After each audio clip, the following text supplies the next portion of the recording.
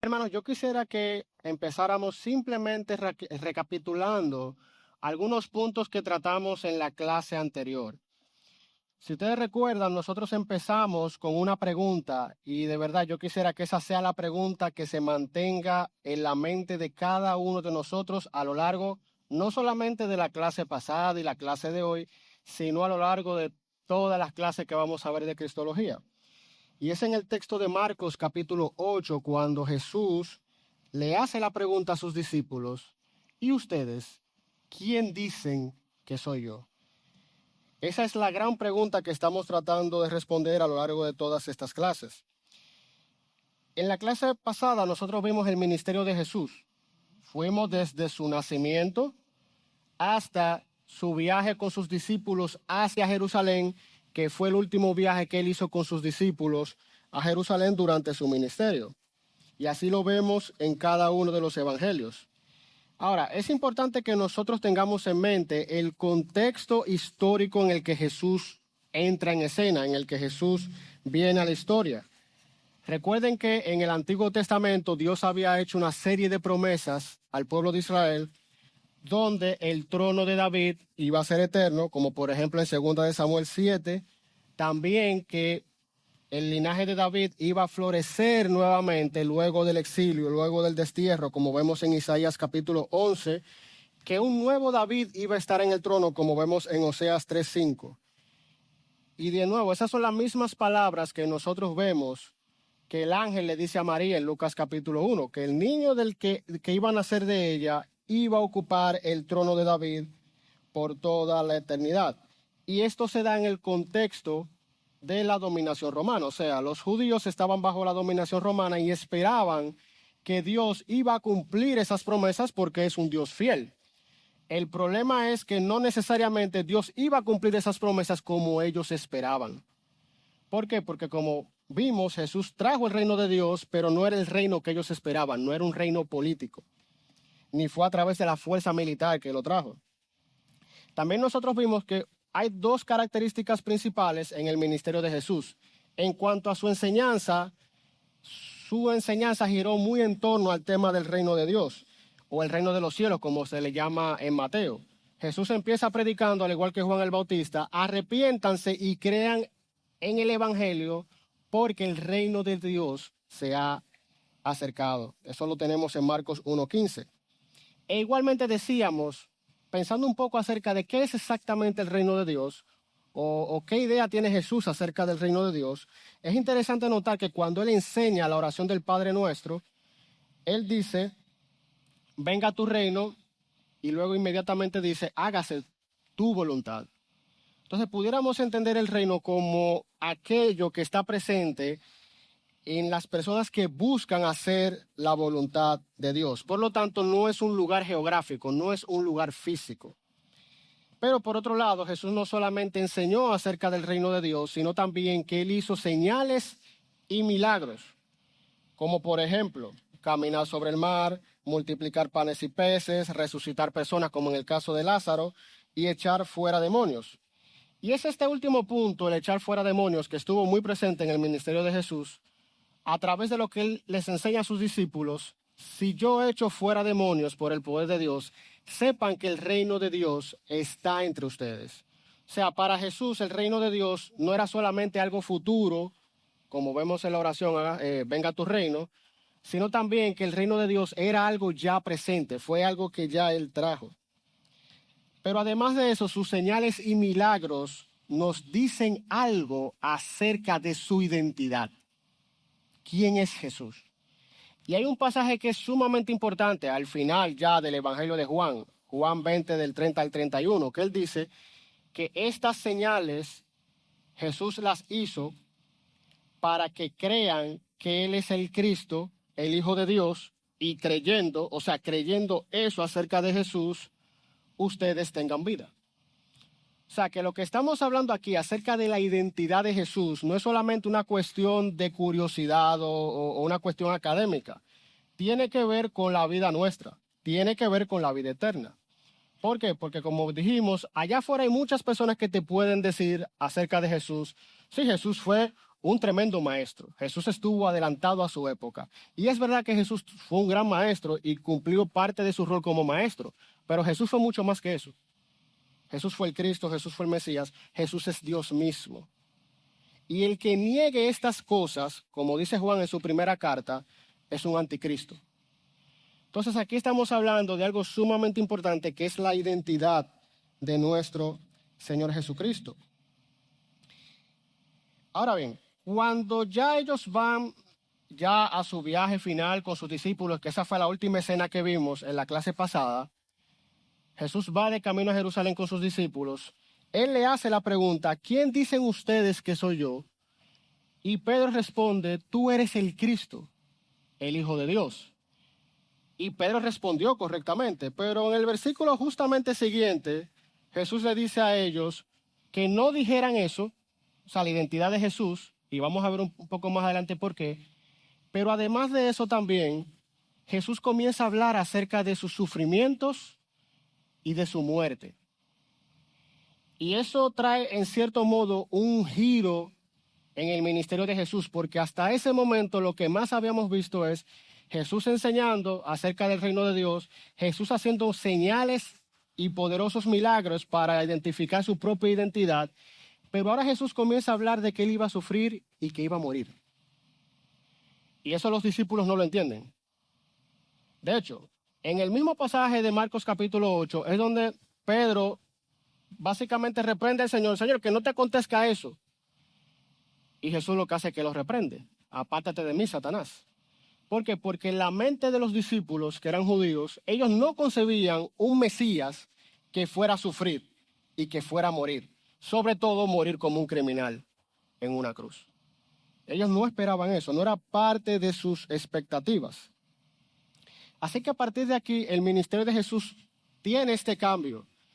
Vimos al Jesús con autoridad sobre la naturaleza, vimos al Jesús poderoso, vimos al Jesús que es el Señor, que es Dios, vimos al Jesús que trajo el reino de Dios, pero ahora vamos a ver al Jesús que sufre, que padece y que muere.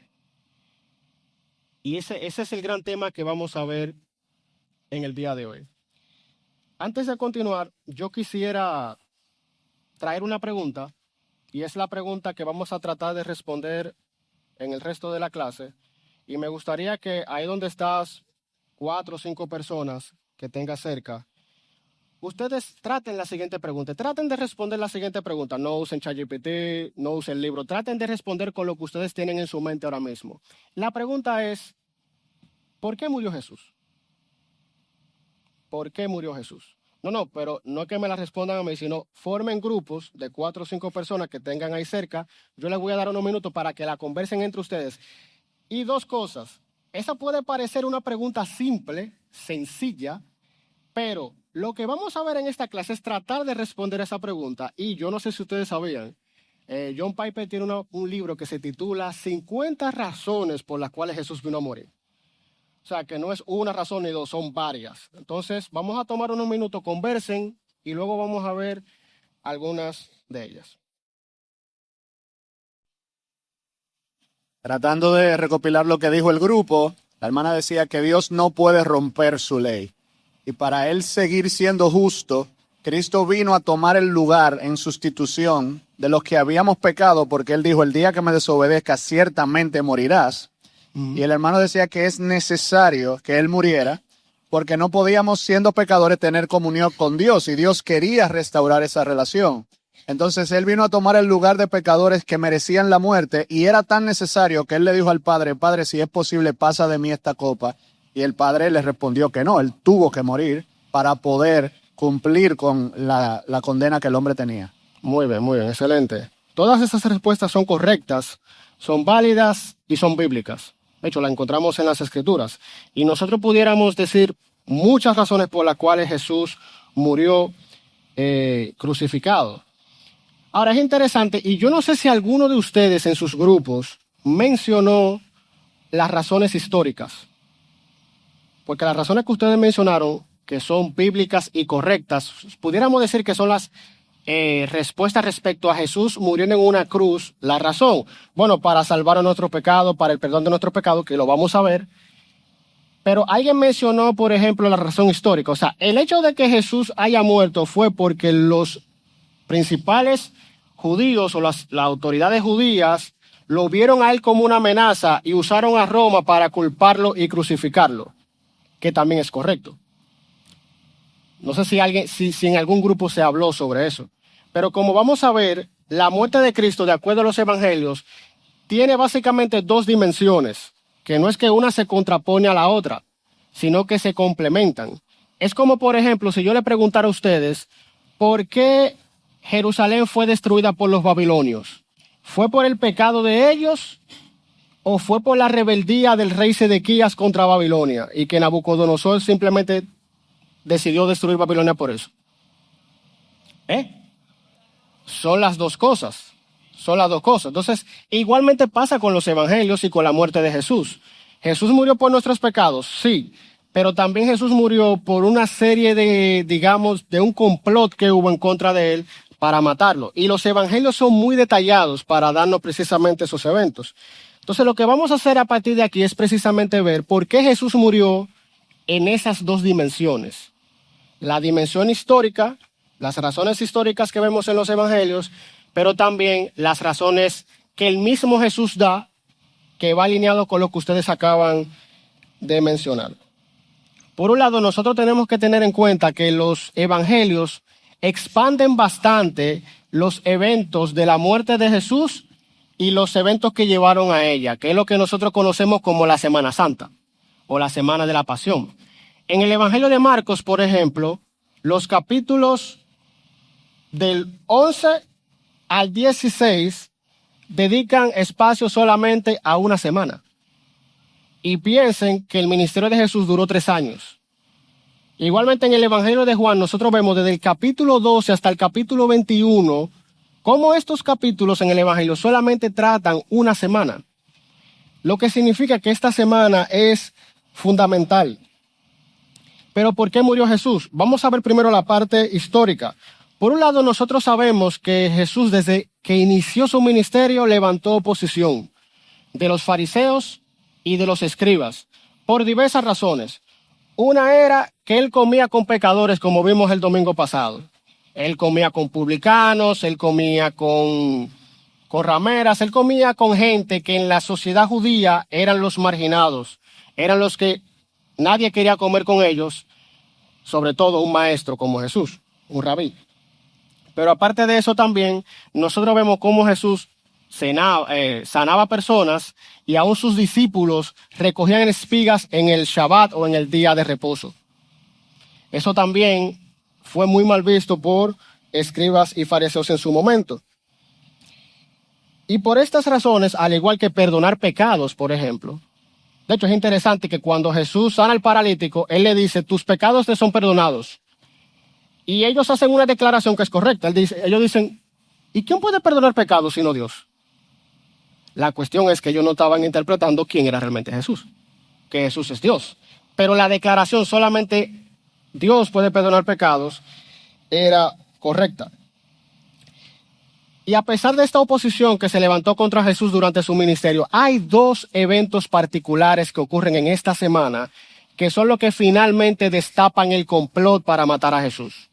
Eso fue, primero, la entrada triunfal de Jesús a Jerusalén, número 1, y número 2, lo que Jesús hace en el templo, que en nuestras Biblias muchas veces se le titula la purificación del templo, que es cuando él vuelca las mesas.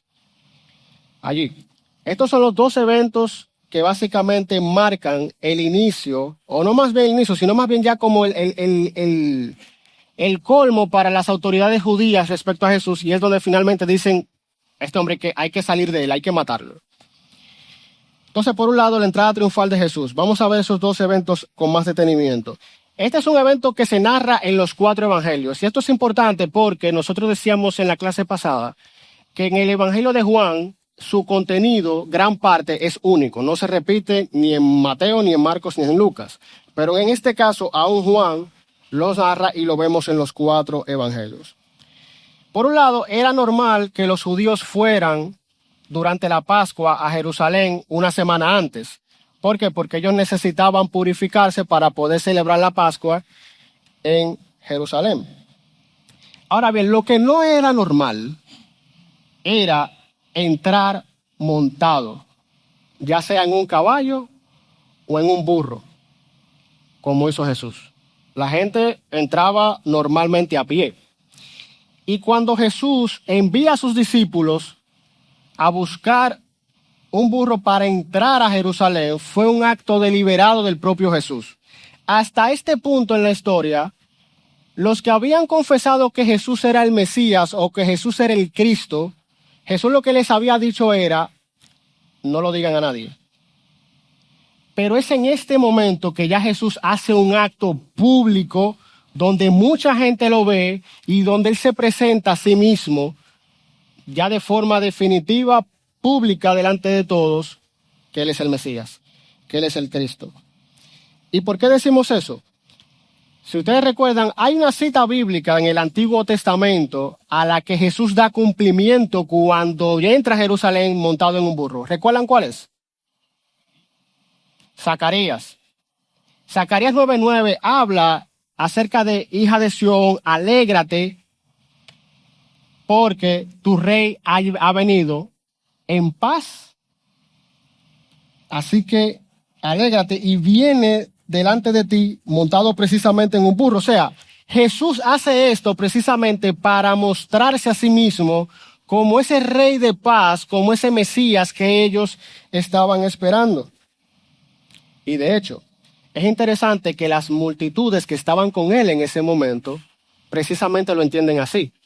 Ellos cantan un salmo, que es el Salmo 118, Hosanna, es decir, sálvanos Señor, y declaran el reino de nuestro padre David que viene. Las multitudes que estaban ahí con él, por lo menos de manera inicial, lo entendieron así, o sea, entendieron correctamente el acto, aunque no necesariamente del todo, porque como vamos a ver, lamentablemente, las multitudes en este día le seguían y lo proclamaban, y unos días más tarde pidieron su ejecución. Además de esto, nosotros vemos cómo Jesús, al venir a Jerusalén montado en un burro, no era el tipo de rey que ellos estaban esperando. Él a través de este acto les estaba diciendo, sí, yo soy el Mesías, yo soy el Cristo prometido, que Dios había prometido a través de los profetas del Antiguo Testamento. Pero como bien dice ahí, yo no vengo en son de guerra para luchar contra Roma.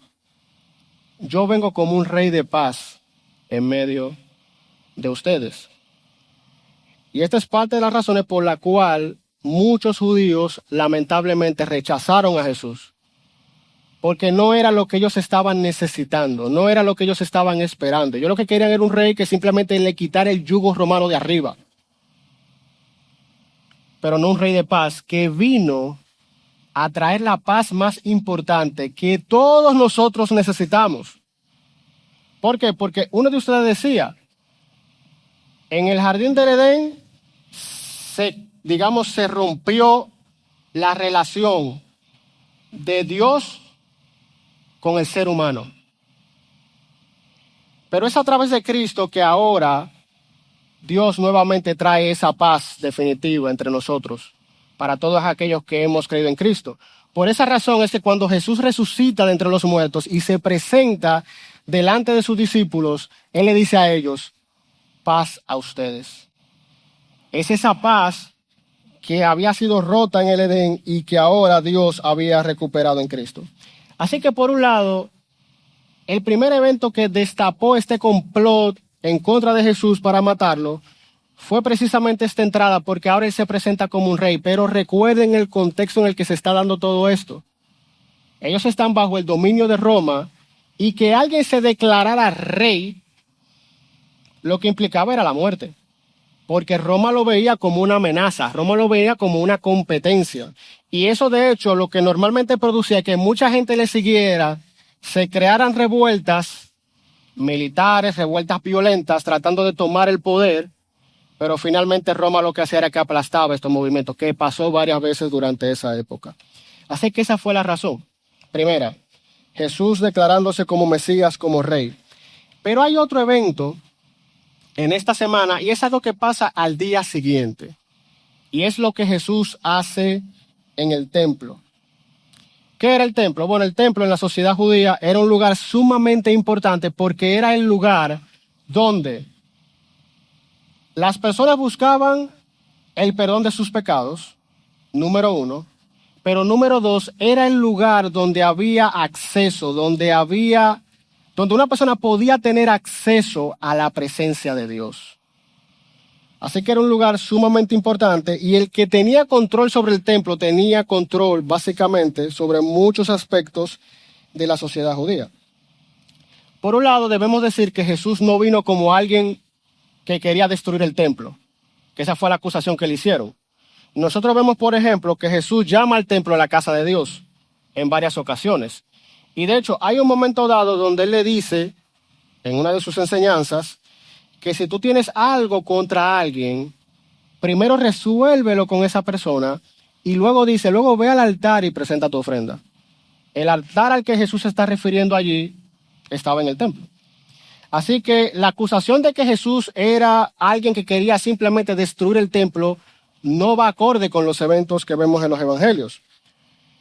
Pero, habiendo dicho eso, sí también es bueno aclarar que Jesús ofrecía perdón de pecados.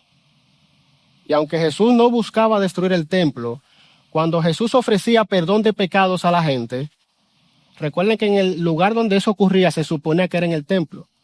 O sea, el judío traía ofrendas delante de Dios e iba al templo para el perdón de sus pecados. Pero al ofrecer perdón de pecados, Jesús lo que estaba anticipando era que ese era un sistema que iba a dejar de ser, que iba a quedar obsoleto. Y a medida que uno va avanzando en la semana, esta idea queda más clara. Pero aparte de eso también, en un momento dado, Jesús dice, hay algo más grande que el templo aquí, refiriéndose a él mismo. Y la acción de Jesús en el templo de volcar las mesas, de arrojar el dinero de los cambistas, igualmente la tenemos relatadas en los 4 evangelios. Pero es interesante porque mientras Mateo, Marcos y Lucas ubican este evento en la última semana en Jerusalén, si ustedes buscan en sus Biblias, Juan lo pone en el capítulo 2. Juan lo pone al principio de su ministerio. Y uno pudiera preguntarse, entonces, ¿cuándo ocurrió esto? ¿Ocurrió al final de su ministerio o ocurrió al principio? Bueno, por como los eventos se dan, muy probablemente ocurre es al final, pero Juan lo coloca al principio por una razón teológica. Si ustedes recuerdan cómo arranca el Evangelio de Juan.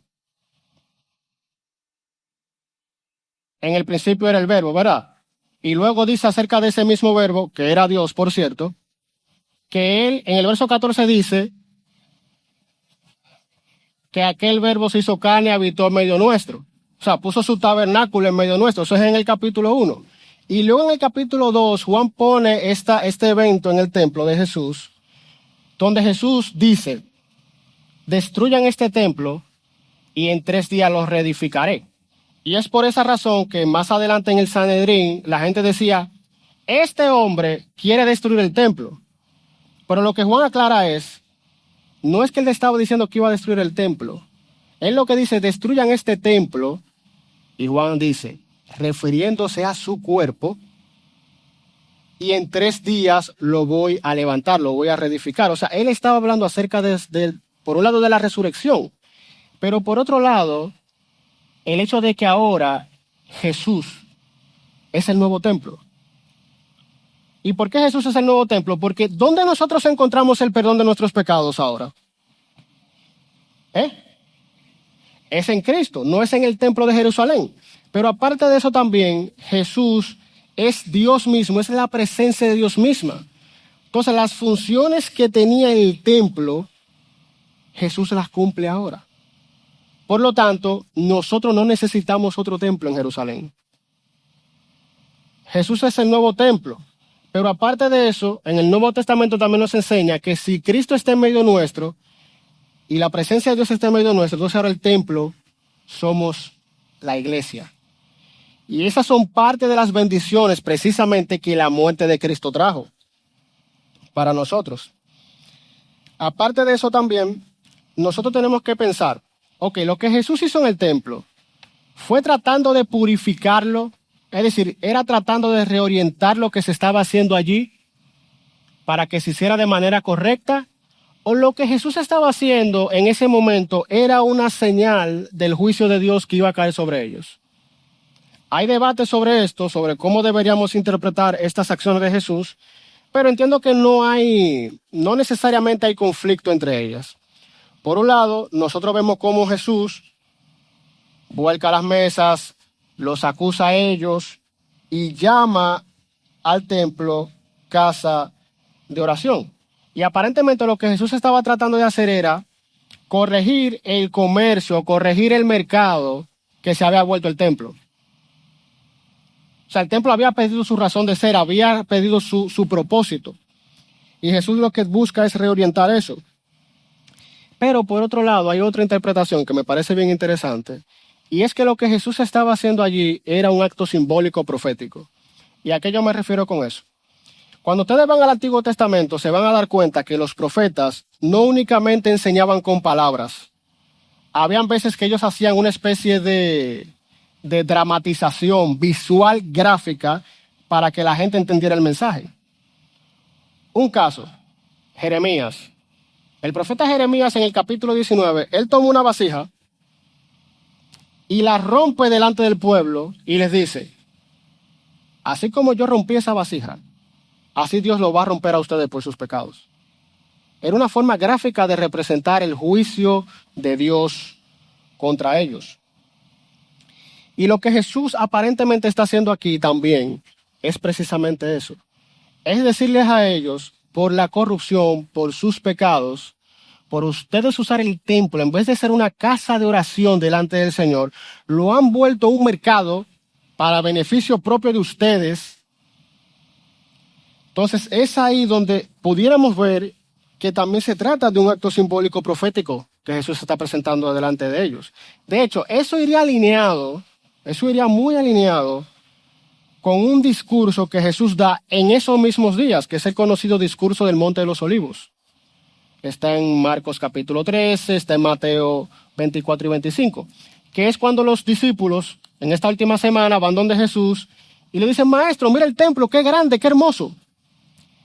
Y Jesús lo que le dice es, sepan que va a llegar un momento donde no quedará piedra sobre piedra. Así que Jesús no solamente representó gráficamente el juicio de Dios contra el templo, sino también que lo predijo. Y de hecho sabemos que fue precisamente así. ¿Por qué? Porque en el año 70, Roma destruye el templo. Y hasta el sol de hoy no se ha vuelto a reconstruir. ¿Cómo, perdón?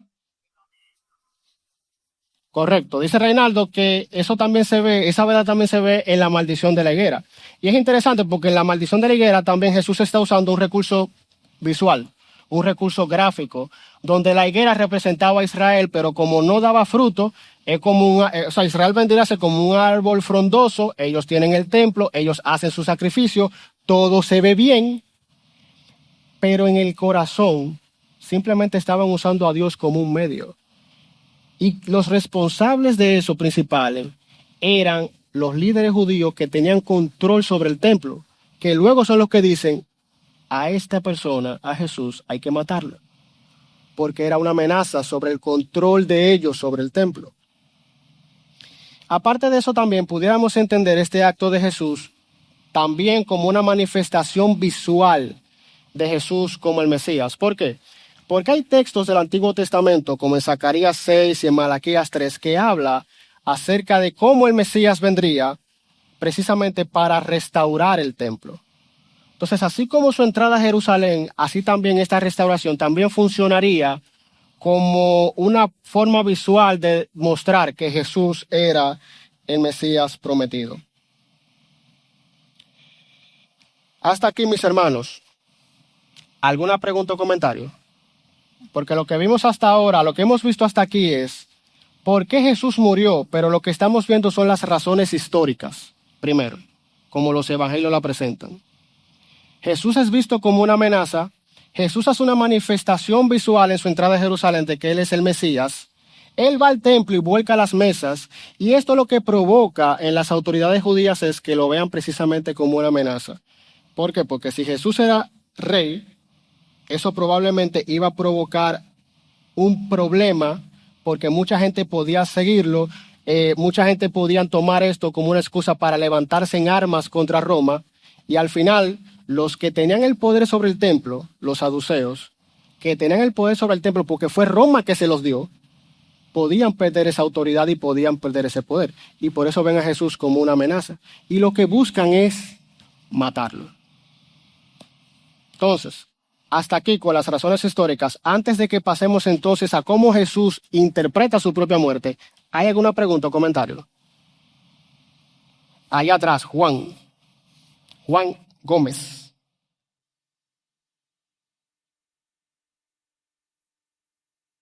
Gracias. En este contexto, ¿quería Jesús ser visto como una amenaza? ¿Cómo? ¿Quería Jesús ser visto como una amenaza? No, porque, y de hecho, esa es una muy buena pregunta, Juan. Y digamos, hay una pregunta que uno de ellos le hace, uno de los judíos le hace a Jesús, respecto a dar el tributo o el impuesto del templo. Las famosas palabras de Jesús, dar al César lo que es de César y a Dios lo que es de Dios.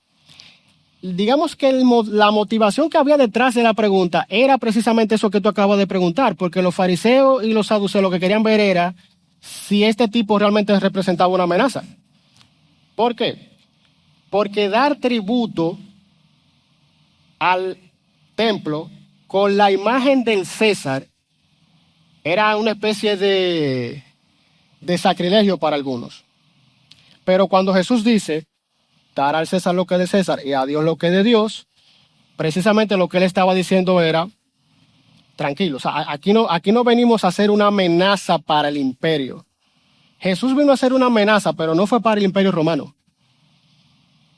Fue para el reino de las tinieblas, para Satanás y para el pecado, que lo vamos a ver más adelante. No sé si eso responde a tu pregunta. Bien. ¿Alguna otra pregunta o comentario?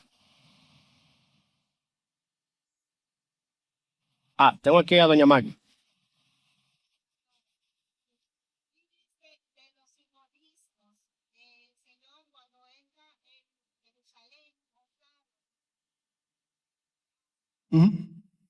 Los peantes y del señores.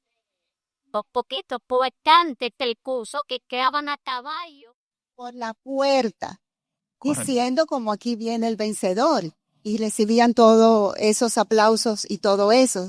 Entonces, el Señor Jesús entra como rey, como dice Zacarías, manso, humilde, justo, pero el rey, que su reino no era de este mundo. Entonces, como ese contraste, que me gusta esa analogía, o ese simbolismo, vamos a decir, ya que hay tanto simbolismo en la vida de Jesús, de cómo él entró como un rey, pero que su reino no era de este mundo, como le diría más luego a Pilatos, y como le dijo a sus discípulos, que los grandes de este mundo se enseñoreaban, pero que él no venía a enseñorearse, sino a servir.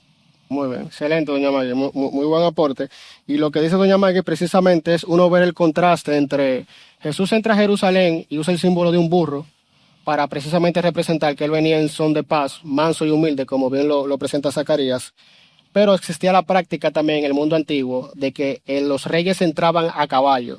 Pero el rey que entraba a caballo era para representar conquista.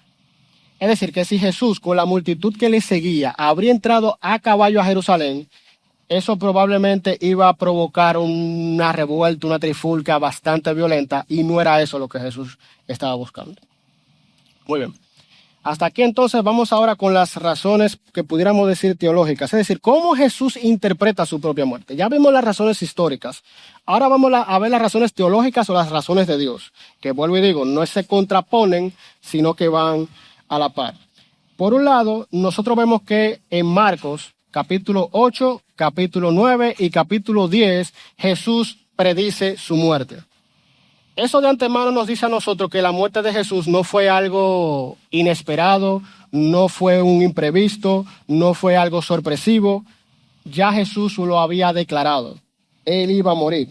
Pero aparte de que él iba a morir, también él hace referencia a que él iba a morir como fue escrito. O sea que ya Dios había revelado desde el Antiguo Testamento que eso iba a ocurrir. Y no solamente que estaba escrito, dice que era necesario que eso aconteciera. Por ejemplo, ya después de que Jesús resucitó, que él va con los discípulos de camino a Emaús, dice que era necesario que el Cristo sufriera tal cual se había dicho en la ley, en los profetas y en los salmos, que básicamente es la manera en como los judíos llamaban al Antiguo Testamento en aquella época. Pero aparte de eso, aparte de que la muerte de Cristo ya Jesús la había predicho a sus discípulos, ya era algo que había sido escrito desde la antigüedad, en el Antiguo Testamento. Por un lado, Jesús usa la imagen de una copa.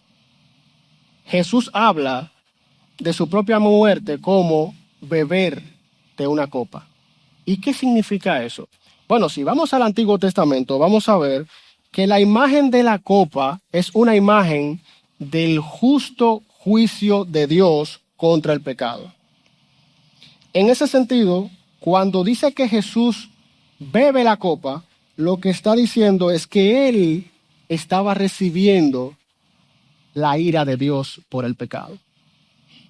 Y él lo explica de esa manera, él usa la imagen de la copa. Ahora, lo irónico del caso es que aunque Jesús toma la copa de la ira de Dios por los pecados, los evangelios son muy claros en dejar claro de que Jesús era inocente. Irónicamente, al menos en 3 ocasiones, Poncio Pilato dice, yo no encuentro culpa en este hombre. Y eso los evangelistas lo ponen una y otra vez para dejarnos saber a los lectores lo que Jesús estaba recibiendo no era por el pecado de él, no era por su culpa, era por la culpa de alguien más. Y vamos a ver eso en unos minutos. Pero aparte de eso también, Herodes Antipas, que era otro rey en ese momento, o otro gobernador en la región de Galilea, se lo presentan y también él dice, yo no encuentro culpa en este hombre. Así que por un lado Jesús está tomando la copa de la ira de Dios por el pecado, pero no es por el pecado suyo.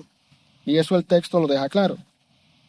Pero aparte de eso también, hay un texto muy importante, y esta es otra imagen, que es el texto de Marcos capítulo 10, verso 45, que Jesús dice, yo no he venido para ser servido, sino para servir y para dar mi vida en rescate, y pongan ese rescate ahí en negrita, en rescate por muchos.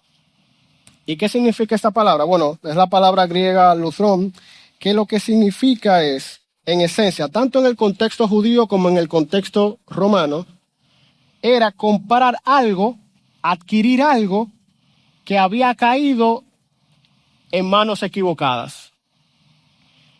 Por ejemplo, en los textos romanos esta palabra se usaba para hablar acerca del precio de rescate que se debía pagar para recuperar a un prisionero de guerra, de sus captores o para liberar a un esclavo. Por ejemplo, vamos a ponerlo en la sandalia de la época. Tú vivías en un lugar, venía la nación X cualquiera, venía a invadir, de pronto, qué sé yo, tú logras salir, logras escapar, pero tu hijo es capturado como un esclavo de guerra, como un prisionero de guerra. Si tú querías recuperarlo, entonces tú tenías que pagar un rescate por ese hijo, al que lo había capturado, al que lo tenía. Pero igualmente en el contexto judío, esta palabra estaba asociada al concepto de redención. Y se usaba específicamente para hablar acerca de cómo Dios tomó a Israel, que lo llama su hijo en Éxodo capítulo 4, lo toma de Egipto y lo rescata. Ahí también vemos ese concepto, esa idea de cómo Dios toma a Israel y los salva de la esclavitud de Egipto. Ahora, un detalle sumamente importante es que todos estos eventos que ocurren en la última semana del Señor están ocurriendo en el contexto de la celebración de la Pascua. Y lo que se está celebrando en la Pascua es precisamente recordando el rescate de Dios de Israel cuando ellos estuvieron en Egipto.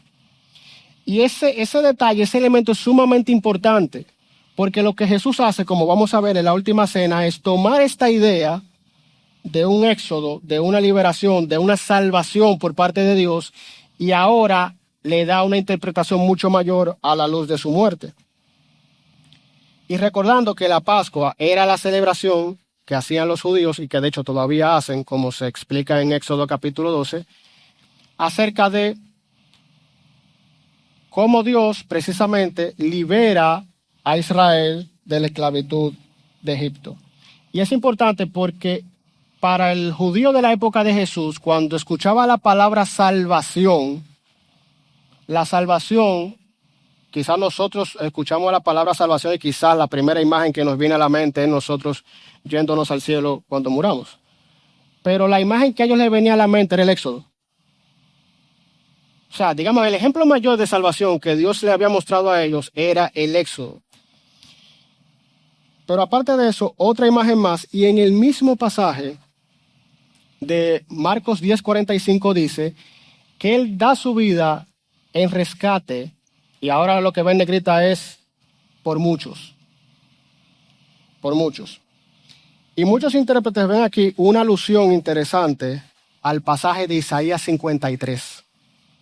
Isaías 53, donde habla del siervo sufriente y dice, porque derramó su alma hasta la muerte y con los transgresores fue contado, llevando él el pecado de muchos. Es la misma expresión. Y recordando que en el Antiguo Testamento y en esta época de Jesús todavía no existían los capítulos y versículos. Lo que muchas veces se hacía era citar una palabra o varias palabras de un pasaje para traer toda la idea a la mente. Y lo que aparentemente Jesús está haciendo aquí es no solamente diciendo que Él daría su vida para rescatar a su pueblo de la esclavitud del pecado, sino que Él está diciendo, ese siervo sufriente del que se dice que iba a derramar su alma hasta la muerte y con los transgresores iba a ser contado, que iba a llevar nuestros pecados, ese siervo sufriente es Cristo mismo. Y Él hace la alusión precisamente por eso. Así que nosotros vemos cómo, y si leemos Isaías 53 con más detenimiento, vamos a ver cómo este siervo sufriente carga con el pecado del pueblo, gana para ellos el perdón y la salvación o la liberación. Y al Jesús aludir este pasaje, está aludiendo a sí mismo como el siervo sufriente de Isaías. Pero aparte de eso también hay otra imagen importante. Y es cuando Jesús toma la última cena con sus discípulos. Ellos están celebrando la Pascua y recuerden que era el recordatorio de la salvación de Dios a Israel de Egipto en el pasado. Pero ahora Jesús dice, en 26-28, en el contexto de la cena, que su sangre iba a ser derramada para el perdón de los pecados. Para el perdón de los pecados. Lo que significa que así como el Éxodo era la representación de la salvación de Dios, y eso era lo que se recordaba en la Pascua, interesantemente Jesús usa ahora esta imagen y dice, ahora la salvación, ahora el ejemplo de salvación, ahora la manifestación más grande de la intervención de Dios a favor de pecadores, no era el Éxodo, era el derramamiento de su propia sangre. Eso es lo que Él está haciendo en la última cena. Es tomar esta celebración y ahora darle un cumplimiento mucho más grande de lo que ellos se pudieron haber imaginado. Y nosotros, hasta el día de hoy, tomamos la Santa Cena aquí. Pero nosotros entender la cena como este nuevo éxodo, este nuevo y mayor éxodo, nos da una perspectiva más grande y fresca de lo que es.